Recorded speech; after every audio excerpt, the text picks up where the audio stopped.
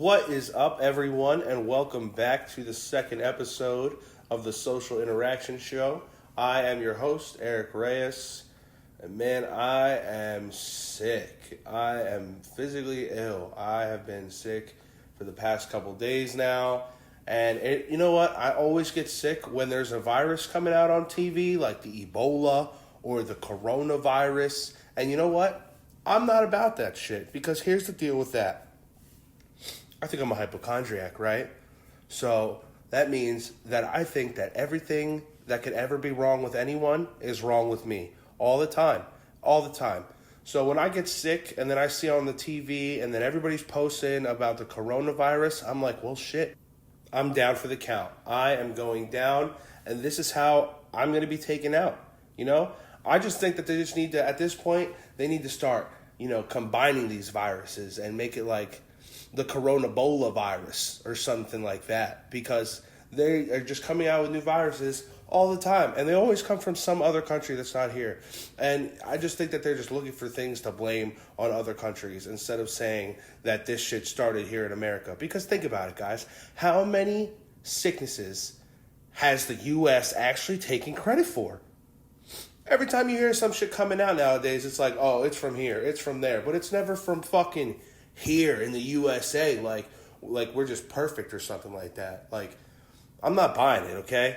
I'm not buying it at all. I think that something out there is actually here and that it started here, but they're just putting the blame on other people. That's fucked up, okay? That's fucked up. And another thing that's fucked up, everybody's heard the news. If you haven't heard the news yet, you probably live under a rock. But another thing that's fucked up is that 9 people recently just passed away in a helicopter crash.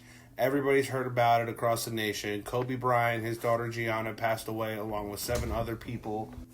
Now, besides the obvious of the terrible tragedy happening and the loss of all of those lives and the sadness that comes along with death, here is the craziest part that I found about that whole entire news coverage, the stories, all of the articles online, everything and anything that I've seen anywhere. In my opinion, this is the craziest part about everything that I've heard.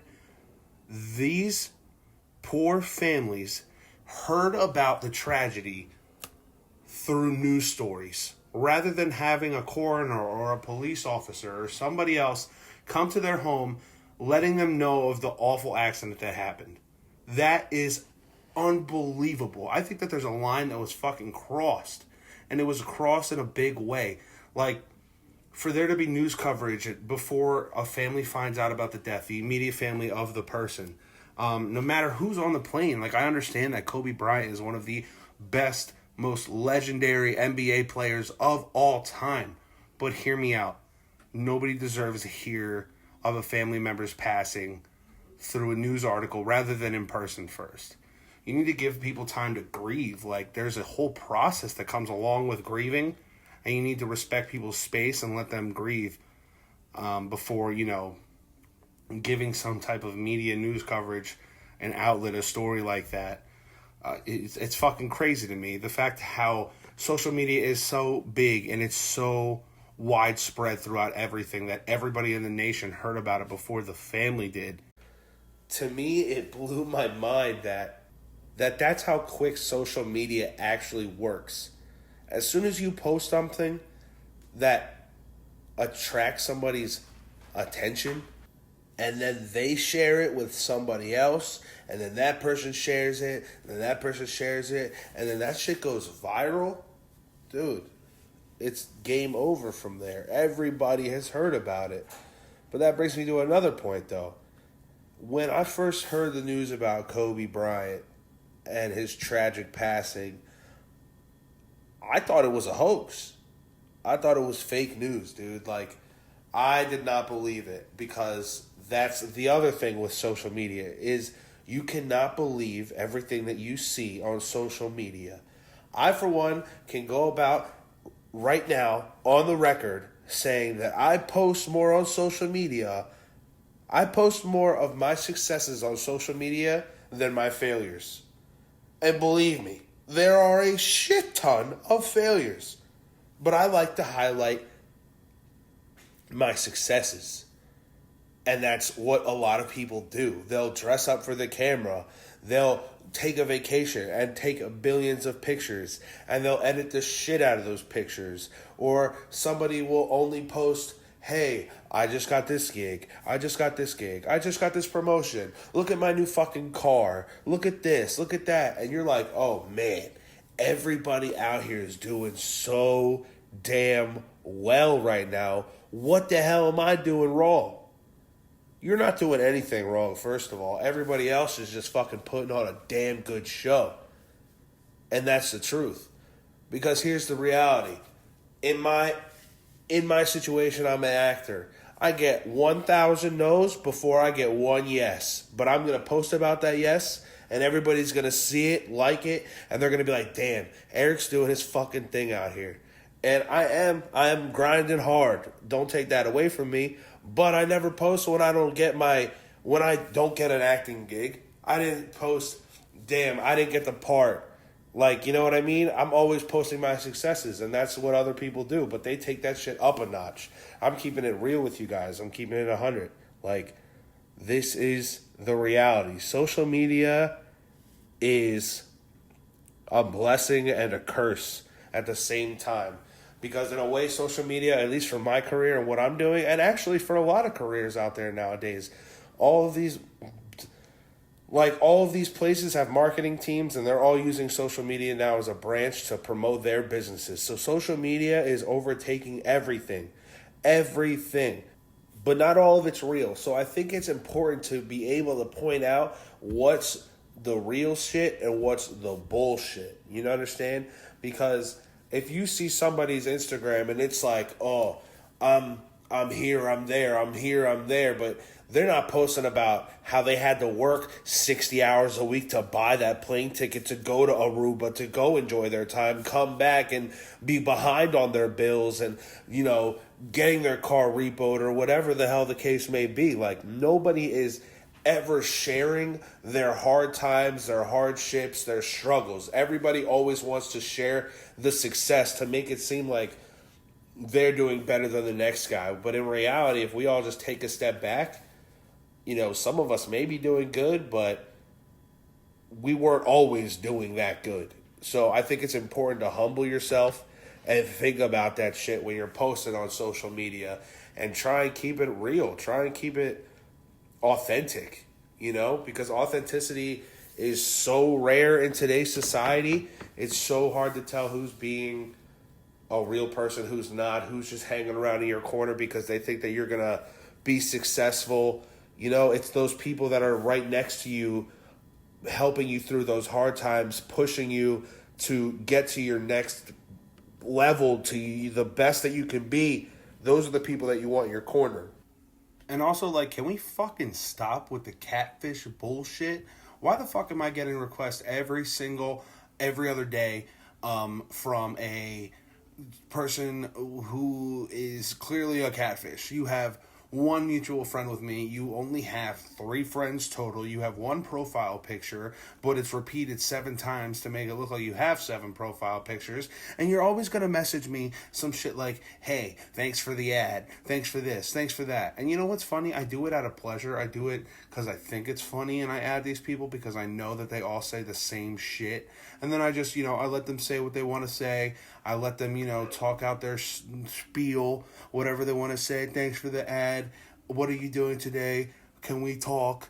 Da-da-da-da-da. Whatever. You guys know it. I'm not the only one that's been face-to-face with a catfish out here. But here's the deal. Let's knock that shit off. Who out here is taking the time out of their fucking day to go onto Facebook, make a whole profile, go to the internet, Google some other people's profiles, copy their pictures, make them their profile pictures, change the name, go and add a bunch of people just to see what they're going to say? You are fucking insane. You are crazy in your brain. Why are you doing catfish? Just be yourself. Just be yourself. If you're not trying to get on the show Catfish on MTV, shout out Neve, or whatever the fuck his name is. Shout out to that bull. If you're not trying to get on Catfish, don't catfish. You are dumb. You're stupid. I hate to fucking be negative, be a Debbie Downer, but you're dumb. Stop that shit. But I don't know. Maybe some people just think it's a fucking game and they just, you know, consider it sport like badminton or, soccer, something like that. And they're just doing it for sport, catfishing for sport. Instead of actually going to catch catfish, you're going to catfish on the internet. Real good, real smart. Oh, my God. I'm telling you, people these days, dude, they just... anything they can get their hands on. Like Tide Pods, fucking... whatever the hell people are doing. TikToking. I'll never make a TikTok. I do have TikTok. I'm lying. I'm a fucking liar. I don't make TikToks, but I watch the TikTok app. I think it's pretty funny. I think it's crazy how people are getting famous over lip-syncing movie scenes. How ridiculous is that? You have 100 million followers, 100 million views for lip-syncing a movie. Like, you're not even talking. You're just moving your lips to the script, to the words that other people are saying. I think that's ridiculous. And then everybody's doing the same dance. It's all the same shit. Why are you guys all doing the same dance? In that little 15-second video, in that 15-second window, you guys are all doing the same dance with your hands and doing the nay-nay. What are you guys doing the nay-nay for? Stop doing the nay-nay. Do something else. Make your own content. Make something original. I'm not saying you got to delete your whole TikTok, but, if you want to copy somebody else's video, challenge them with a different dance routine so that you can keep the process flowing, Everybody, I'm scrolling down my news feed on TikTok and everybody's hitting the cha-cha slide or whatever you call it nowadays, I just think it's ridiculous. Whatever, man. Ugh. Maybe I'll just delete my TikTok. No, I can't. Some of those things are actually pretty funny. I like the ones with the animals, They're pretty cute. Dudes, I got some exciting fucking news, alright? Next week on the podcast, we're having our first guest on the podcast next week. Stay tuned, man. Super excited to get this guy on for the first episode ever with a guest. I could see nobody else being the first guest on the show. This guy's far out, dude. Me and this guy, we go way back. It's probably been 7 years now since I met him. He's been grinding ever since. He's been hustling. There's not a damn thing that this man cannot do. I'm talking everything and anything under the sun. Probably one of the most creative guys I know. And man, I am super excited to get him on the Social Interactions show for the very first episode with a guest. So make sure we stay tuned for that, guys. And all things coming up with the Social Interaction show. Just a reminder, everyone, I am still taking submissions for guest, for co-host. If you want to come and talk about your passions, I am doing things a little differently, however. When you send me your submissions to the Social Interaction Show at gmail.com, in the subject line, if you are submitting for co-host, please put co-host. If you are submitting for guest, in the subject line, please put guest. And then specify what you would like to share on the podcast. Okay? I do appreciate everyone reaching out on my DMs, on Facebook Messenger, asking me if they could be on the show. I appreciate it. Much love to everyone. Mwah. But it just makes things a whole lot easier for me if it is all in one place, and then I can filter through it with all the subject lines, and I would greatly appreciate it. Again, thank you so much for the support on the show so far. People have been giving me feedback on the show since the first episode.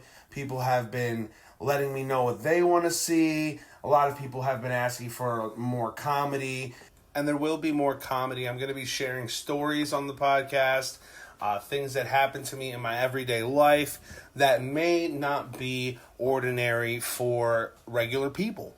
I live a pretty abnormal life. I'm Puerto Rican. I live with my grandparents, lived with my grandparents. They're crazy. They still get on my ass about things all the time. So I'm going to be sharing some of those stories. It's going to be a fun time. I'm going to keep it comical. I'm a pretty funny guy, I like to think at least. And we're going to have a good time. I'm going to be incorporating a lot of shit, and we're going to be collaborating, and it's going to be a fucking good time. It's going to be fun. It's going to be fucking awesome, man. My homie just walked in on me doing the podcast. Say what's up, bro. You. Yeah, so people have also been asking for longer episodes. I get it. I like a long podcast too. When I'm watching my podcast, listening to my podcast, whatever the case may be, they do kill time. That's one of the biggest reasons I personally listen to podcasts. So, I get it. I hear your request. There will be longer podcasts. Eventually, I just feel like it's going to get to a point where it becomes second nature to me, and I'm going to be able to just talk and talk and talk. And I feel like with the guest as well, when they come on the show, I'm hoping that things just naturally get longer for the podcast. It'll add a lot of time. There's going to be a lot of back and forth. I'm going to be interviewing them. A lot of questions, a lot of weird questions, regular questions such as, where did you get your start? How did you get your start? And some questions like, 3 things on an island. What would you bring? Like that type of question. So there's going to be a lot more content. Stay tuned for all the fun stuff coming up. You guys may remember from the first podcast, I had put a call out for musicians that, make beats or make music, whatever you may make, for some intro and some outro music. I had a lot of people submit a bunch of fire-ass beats. And let me tell you, they were all so dope. And I plan on promoting everyone and all of the music that they sent in. Again, it was so dope. Thank you, everyone, for your submission. But this guy right here that I am about to tell you about blew you guys out of the water. And he's 14 years old. He's super talented. This kid is motivated. This man already has 5 albums out. In the Bedroom Beats, Too Far, Dance With Me, Lies, Old Times, and Come To Me. This kid is nothing short of amazing. And I get the pleasure of calling him nephew. Michael Devlin, the man, the myth, the legend, Dangerous Mike himself on YouTube. This kid is insane. When I tell you that this man is talented, I'm not saying it just because he's my nephew. This kid is seriously talented and he puts in the hard work. All right? So this outro music that I'm going to be showcasing today for Mike, it is called Win It Again, okay? And Mike, let me just tell you, man, if you keep making music like this, bro, you're going to keep winning like that again and again and again. So without further ado, I want to showcase my nephew, 14 years old again, his new single, Win It Again.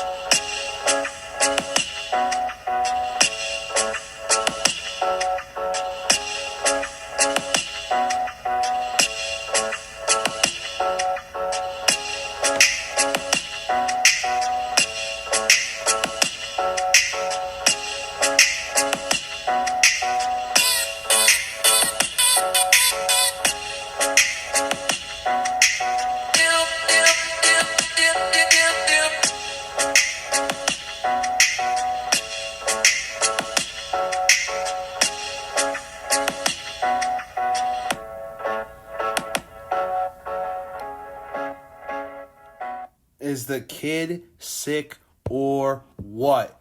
Again, everybody, that was Win It Again by my nephew. Proud to call him my nephew. Michael Devlin, Dangerous Mike on YouTube. Go give the guy a follow. He's got some more albums in the works. He's got 5 out already, so go give him a fucking listen. Check him out. He's dope, man. I'm telling you, this kid is on the up and up. He just got to keep working. That's all it ever is. Just work, work, work. If you want your beat featured on the Social Interaction Show, send me an email, shoot me an email at thesocialinteraction@gmail.com. Put in the subject line, intro, outro music, and we'll get you on here, okay? Everyone, thank you so much again for tuning in. It was a pleasure as always. I look forward to talking to y'all again next week when we have our very first guest on the show. Stay tuned for that. We have some more intro music next week, some outro music for y'all again.